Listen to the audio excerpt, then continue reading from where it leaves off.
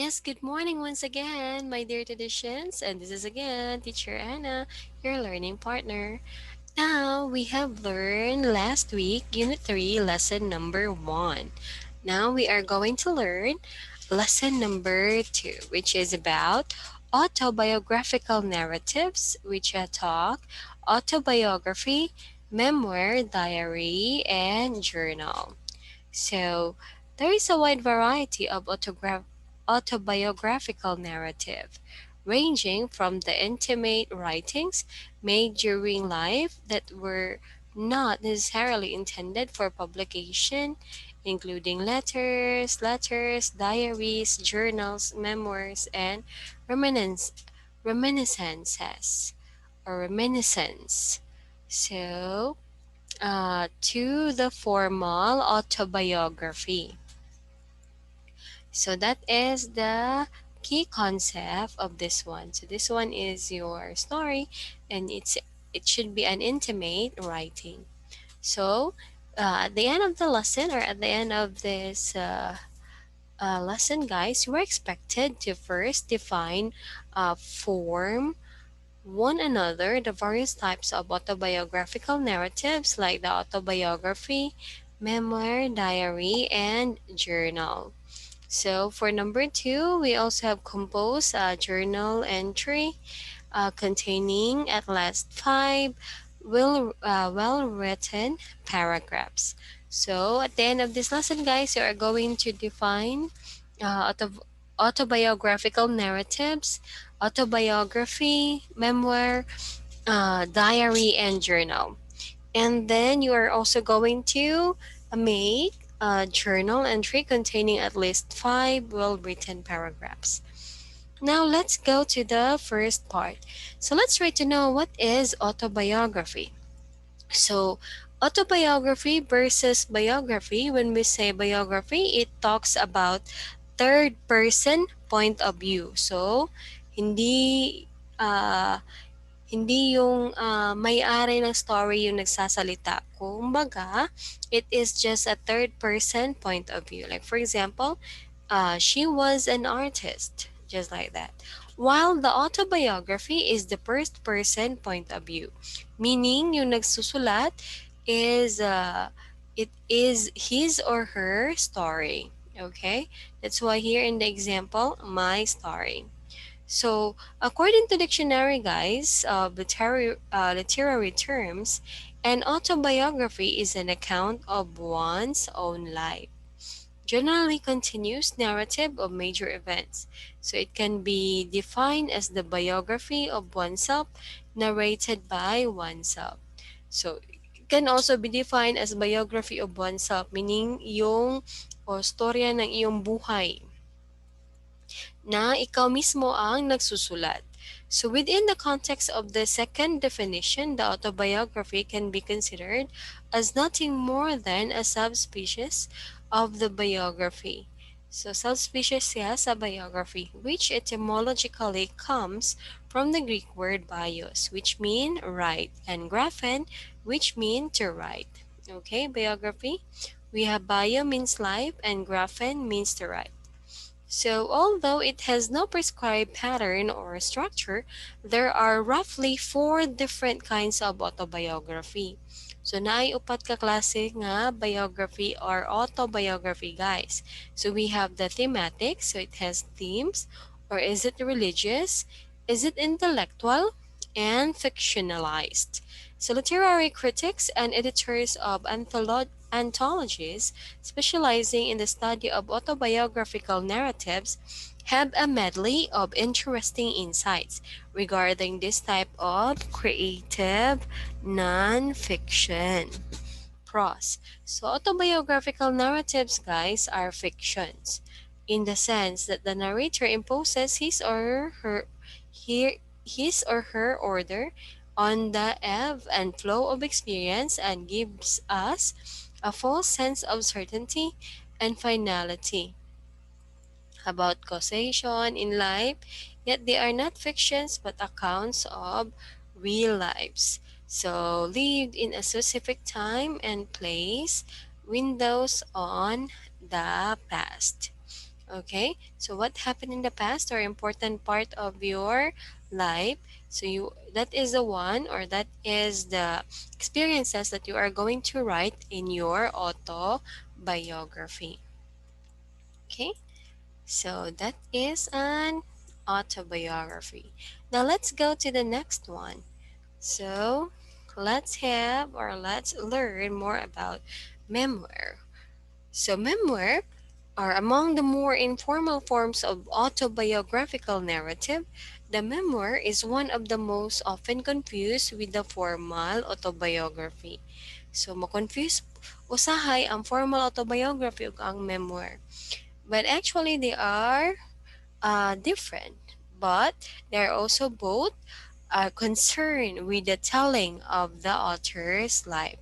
But an autobiography is more complete than a memoir because the former moves in a dutiful line from birth to fame. Okay? So, kasi si autobiography, nag-start talaga siya sa from birth to fame hanggang sumikat ka. And then, you are not omitting nothing. Okay? So, wala kay walaon dito. So, imuhagid siyang istate tanan. That is autobiography. Whereas the latter or ang memoir assumes the life and ignores most of it. Okay? So that's why autobiography is complete rather than the memoir. So memoir assumes the life and ignores most of it. So a memoir therefore guys does not need to be arranged or structured.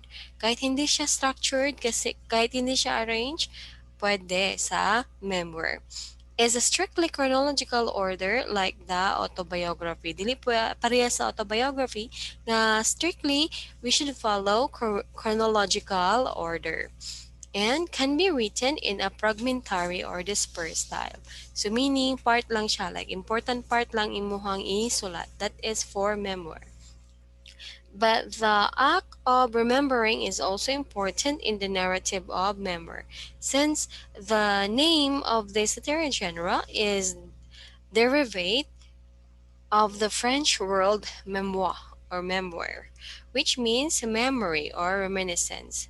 So you are just uh, imagining or you are just taking part of a certain memory or reminiscing what is the important part of your life. That is memoir. Now, let's go to the diary or journal. So, ano bang kaibahan ni diary at journals?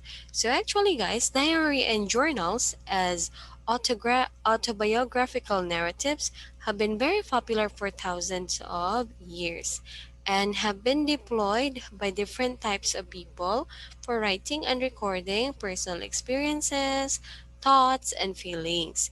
In actual practice, journals are more intimate than diaries. However, both diaries and journals are generally kept private. So, minsan di talaga to pinapakita ng kahit sino man. So, they are kept private. So, many people think that diaries and journals are the same, but actually they are not. So, especially since writers tend to use the two terms interchangeably. So let's try to know what are the difference of diary and journal. So when we say diary, the diary is its name suggests is a form of creative nonfiction that is a quotidian or day-to-day record of the specific events. So everyday record nimo sa mga specific events of your life or that have transpired in the life of its author and is ideally kept on a daily basis.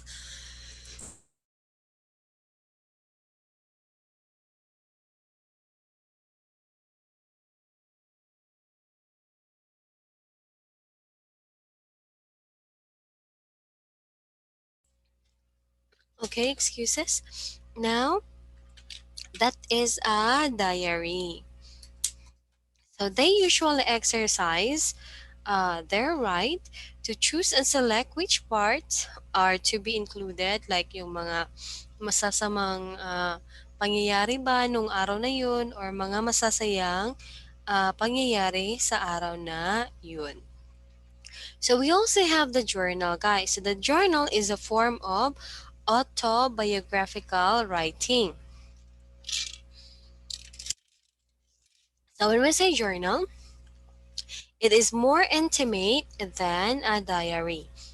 And even it includes daily activities, it also contains personal details regarding the impression and opinions of the journal writer concerning intriguing incidents. So sa journal, inasulat ko dito katong mga intriguing nga incidents or issues and that have come up and how specific persons have affected him or her during the course of the day.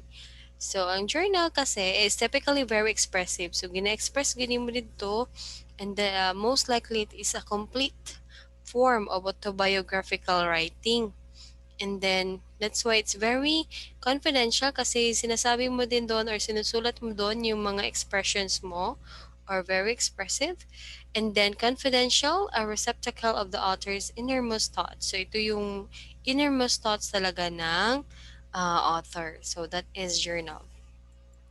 And feelings and is generally meant for private consumption and not meant for publication.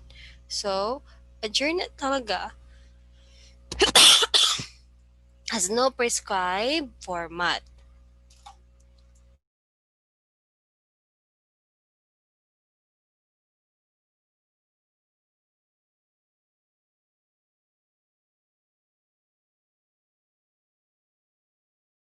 Yes, always remember, guys, that a journal has no prescribed format and does not necessarily need careful planning, thinking, or editing, since it can be a catch all or every thought and feeling that the author has decided to record without restrictions. Journals need not to be written on a daily basis, but can be written more often than daily or less often, depending on the writer's needs to express his or her feelings and thoughts. So, kagaya ng diary, yung diary talaga is everyday na pinipili mo lang yung mga experiences na gusto mo isulat. While the journal, so you can write it there, everything that happened or experiences. Like, for example, ano nangyari sa'yo this morning? So, maybe, matagalan na din before ka makasulat ulit sa journal. So, kasi magdepende yan sa yung thoughts and feelings. So, if you have some terrible that happened that day, so you can write it down in a journal and then try to be more uh more detailed, and then you are also going to express more your thoughts and feelings in a journal. Okay, so that is the difference between diary and a journal. So I hope that you have learned a lot from our lesson today, traditions, and always remember to read and review your lesson so you can also read your books if you have book. So in that way, you can understand more our topic. So thank you so much for listening. Have a great day, guys, and see you in a while. Let's go now to your recording. I mean, to your assessment. Always remember to do your best. Have a great day, everyone, and see you soon. Bye.